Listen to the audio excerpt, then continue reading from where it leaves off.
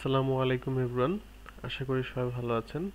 গত ভিডিওতে আমরা মিডলওয়্যার তৈরি করেছিলাম, লগর মিডলওয়্যার, এবং পাইপস নিয়ে কিছুটা আলোচনা করেছিলাম। আজকের ভিডিওতে আমরা ভ্যালিডেশন পাইপস ক্রিয়েট করব এবং কাস্টম ভ্যালিডেশন কিভাবে করা যায় সেই বিষয়টা আমরা শেখার চেষ্টা করব ইনশাআল্লাহ। তো চলুন শুরু করা যাক। তো প্রথমেই আমরা গ্লোবাল যে পাইপস আছে নেজএস এর সেটা ইউজ করে আমরা ভ্যালিডেশন করব। দেন আমরা কাস্টম পাইপস ক্রিয়েট করব ডট ভ্যালিডেশন মাধ্যমে। ঠিক আছে, তো চলুন শুরু করা যাক। তো সেই জন্য আমাদেরকে দুইটা প্যাকেজ ইনস্টল দিতে হবে। আমরা ইনস্টল দিয়ে নিচ্ছি yarn add class transformer class validator and class transformer.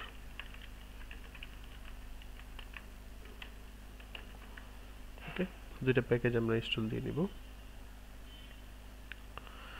একটু অপেক্ষা করি আমরা প্যাকেজটা ইনস্টল হওয়া পর্যন্ত।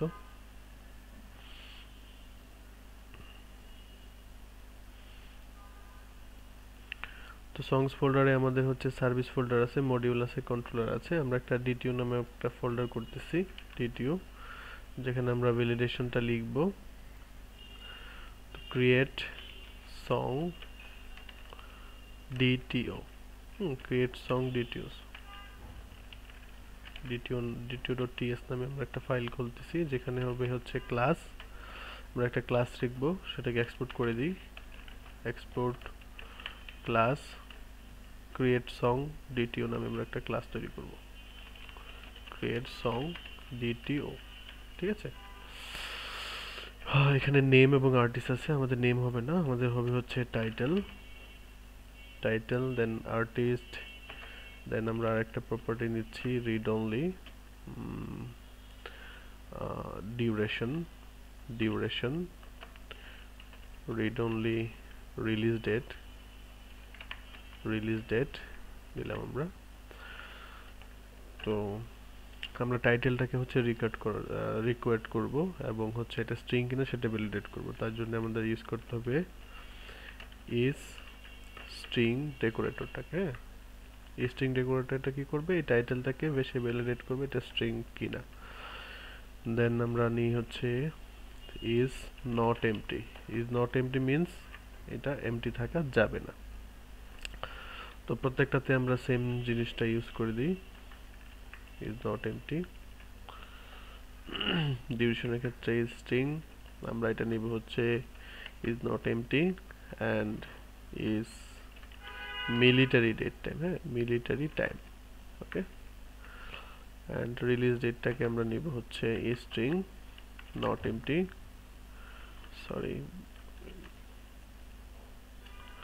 নট এমটি, অ্যান্ড আমরা নিব ইজ ডেট স্ট্রিং। ওকে, ঠিক আছে।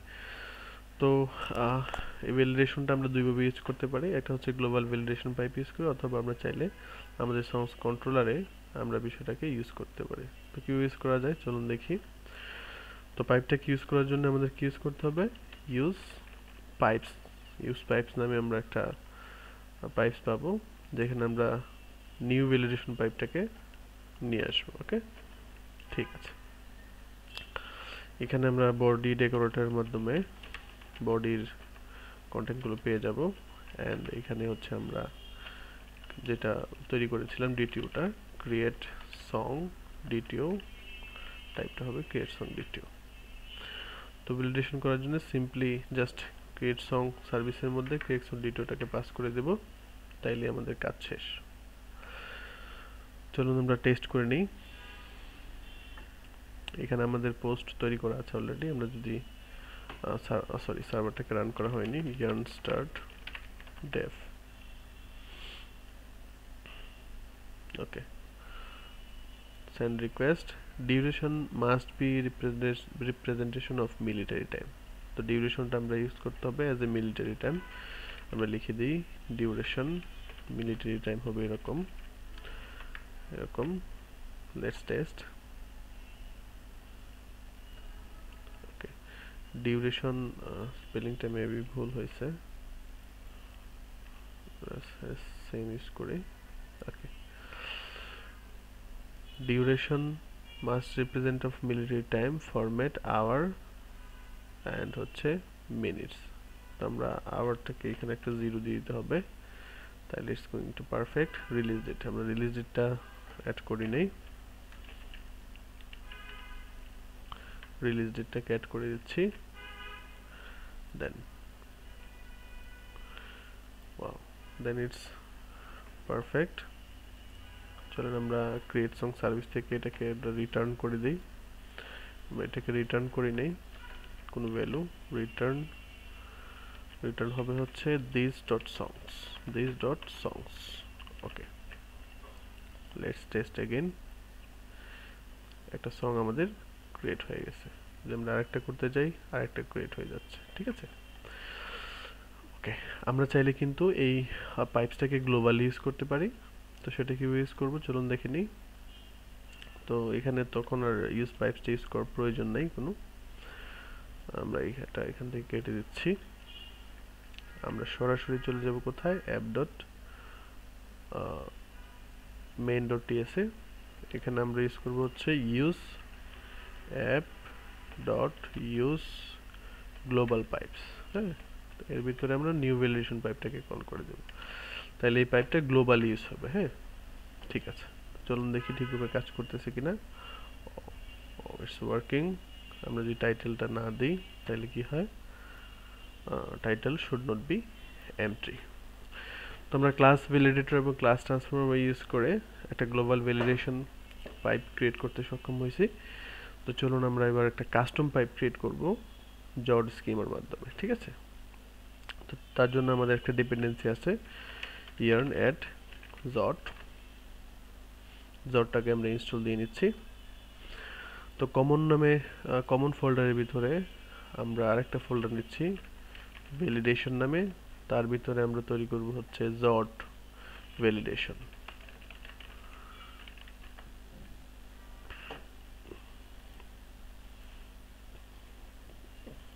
জড ভ্যালিডেশন পাইপস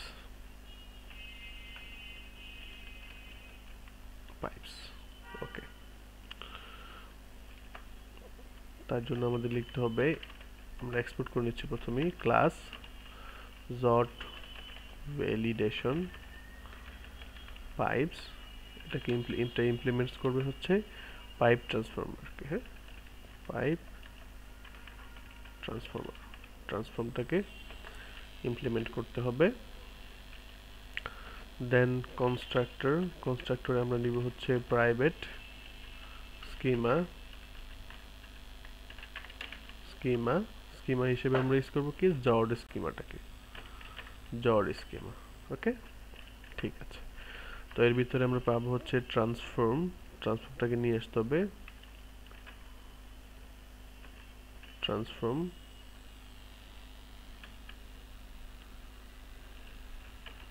আমরা কি পাবো হচ্ছে ভ্যালু, সরি এটা কনস্ট্রাক্টরের ভিতরে হবে না, কনস্ট্রাক্টরের বাইরে হবে।